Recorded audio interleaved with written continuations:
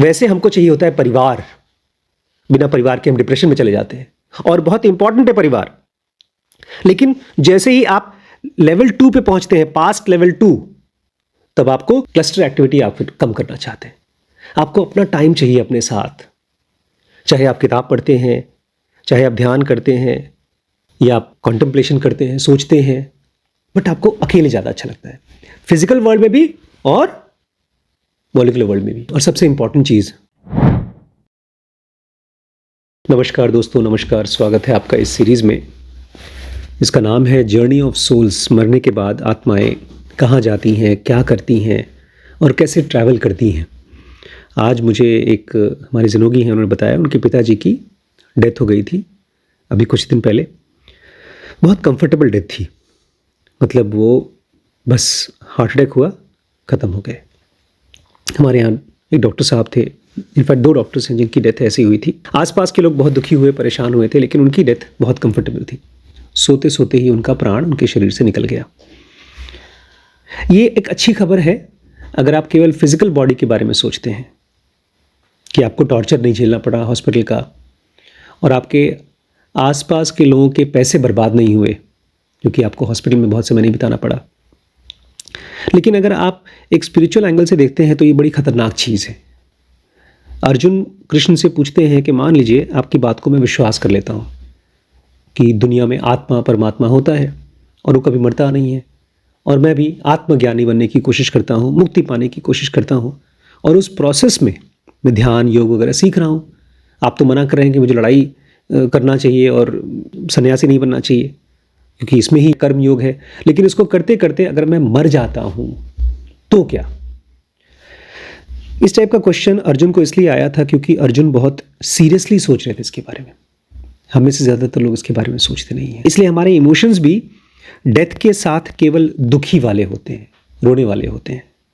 लेकिन आज के वीडियो में एक बहुत ख़ास, बहुत इम्पॉर्टेंट क्वेश्चन का आंसर मुझे मिला है।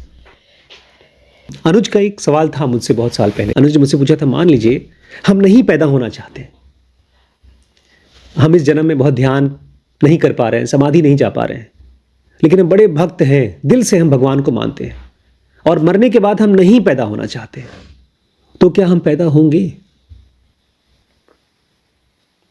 इसका सवाल का जवाब क्या है?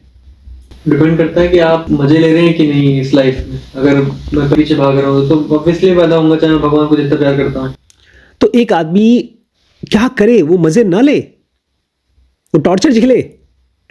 नहीं, पैदा तो आप होंगे ही, क्योंकि आप एक तो भगवान को प्यार कर भी रहे हैं, साथ साथ आप एस सेंटर में भी इन्वॉल्व हैं, ई सेंटर में भी इन्वॉल्व हैं। तो एक ऐसे आदमी को कैसे आप हेल्प करेंगे ये बताकर कि, क्योंकि वो पूरी जिंदगी 50 साल 60 साल तक जी रहा है इस उम्मीद में कि मरने के बाद मेरा कुछ तो फायदा हो। आप कह रहे हैं तुम तो पैदा हो गई, तो आदमी कहेगा ठीक है, जब पैदा हो तो मजे कर लेते हैं। क्या उम्मीद है उसके लिए?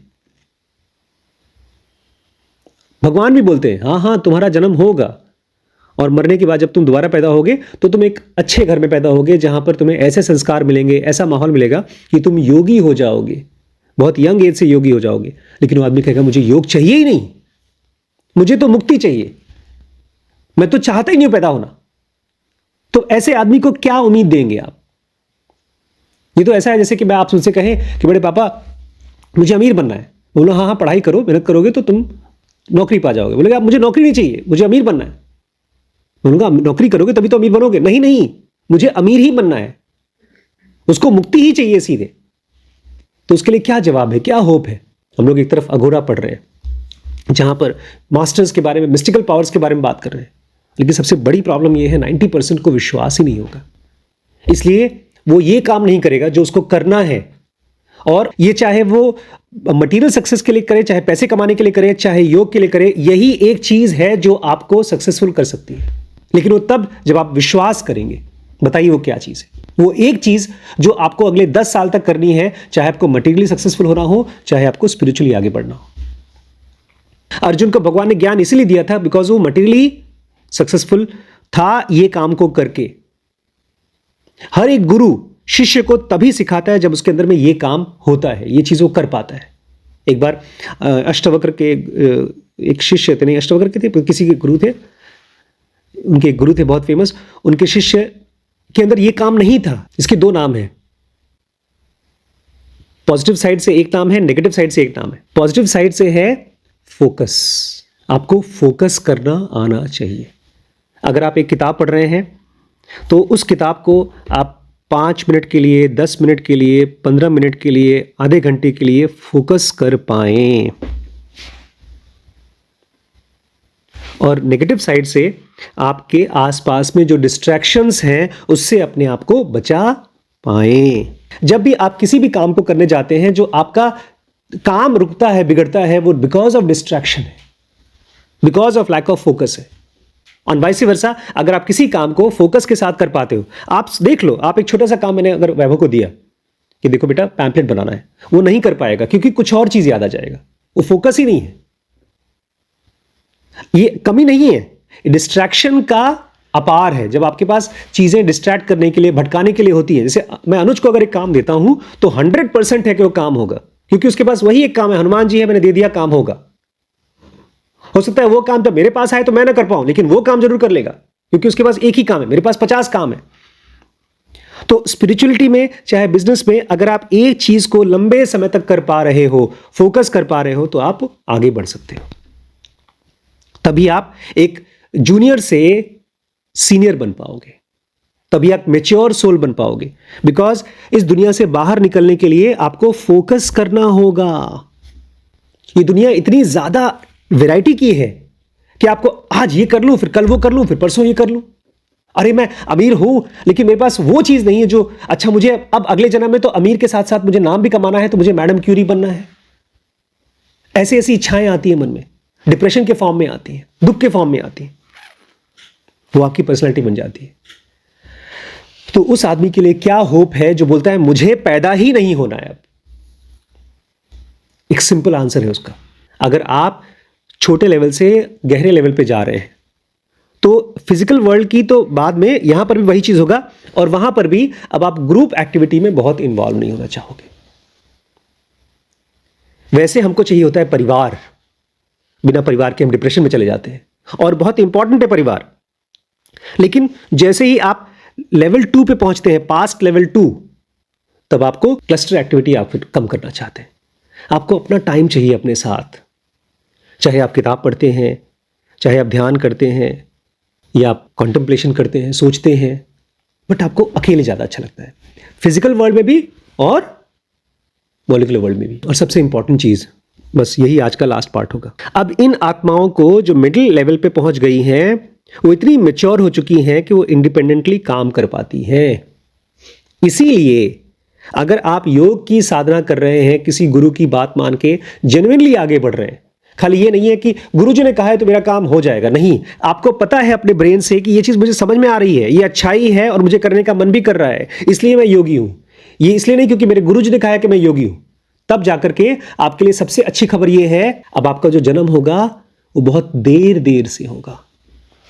एक आदमी जो बहुत लोअर लेवल का है, वो आज मरा, कल जाके किसी के घर में पैदा हो गया, किसी भी घर में पैदा हो गया। लेकिन एक आदमी जो मैच्योर हो जाता है, वो आज मरा, अब वो हो सकता है 100, 200, 500 या 1000 साल बाद पैदा हो।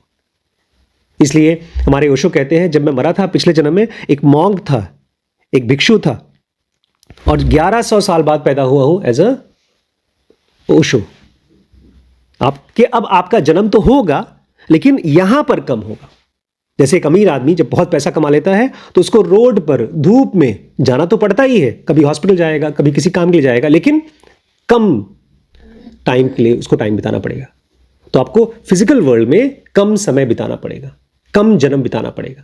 जब तक कि आप इस पूरी गुत्थी को, अपनी पर्सनालिटी को देख नहीं पाते पूरी बारीकी में, नुआंसेस में, कि कहां कहां माइक्रो लेवल पे मैं अपने आप को आइडेंटिफाई कर रहा हूं। जैसे कि हमने पढ़ा था नामदेव के साथ में, संत नामदेव क्या था, क्यों कहा गया कि तुम्हारा अभी तक पका हुआ नहीं है? क्योंकि उनमें भी ईगो था। किस चीज का ईगो था? कि मैं इनका शिष्य हूं। बहुत लंबा। संत नामदेव को इस चीज का अहंकार था कि भगवान विट्ठल, विष्णु जी मेरे सामने आते हैं। प्यार था उनका, भक्ति थी भगवान के साथ में। रामकृष्ण परमहंस का माँ काली के साथ था, वो उनसे बात करती थी। इतना इतना वो खो जाते थे ये लोग कि उसी को परम मान लिया था और चाहते थे कि हमको और कुछ नहीं चाहिए, बट ये जिंदगी भर चाहिए। तब जाकर के गोरा कुम्हार ने उनको चेक किया तो बोला तुम तो पके नहीं हो अभी। तो आपको माइक्रो लेवल पर एक जन्म में आकर के ये प्रॉब्लम को सॉल्व करना होता है। फिर पता चला कोई और चीज बची हुई है, तब आपको राम बन के अपने आप को सॉल्व करना पड़ता है। हर एक बंदा जो दुनिया में पैदा होता है वो कंप्लीट नहीं होता, उसके अंदर कोई ना कोई इनकम्प्लीटनेस होती है। चाहे कृष्ण हो, चाहे जीसस क्राइस्ट हो, उनको अपना माइक्रो सॉल्यूशन करना होता है सेल्फ का। लेकिन अच्छी खबर यह है, अब देखो विष्णु जी के 10 अवतार हैं, लेकिन पैदा कब होते हैं? इतने जन्मों के बाद, इतने सालों के बाद। एक सतयुग में हुए, दूसरे द्वापर में हुए, फिर त्रेता में हुए, और बीच बीच में कई करोड़ों साल बाद एक जन्म लिया। उसकी खैर और भी कहानियां हैं, but the best thing is that अब आपको जन्म कम बार लेना पड़ेगा, लेना तो पड़ेगा। तो ये है आज की क्लास। तो दोस्तों ये पूरी की पूरी सीरीज जर्नी ऑफ सोल्स आप चेकआउट कर सकते हैं हमारे dkbrains.com पे। ठीक है, आज इतना ही। नमस्कार।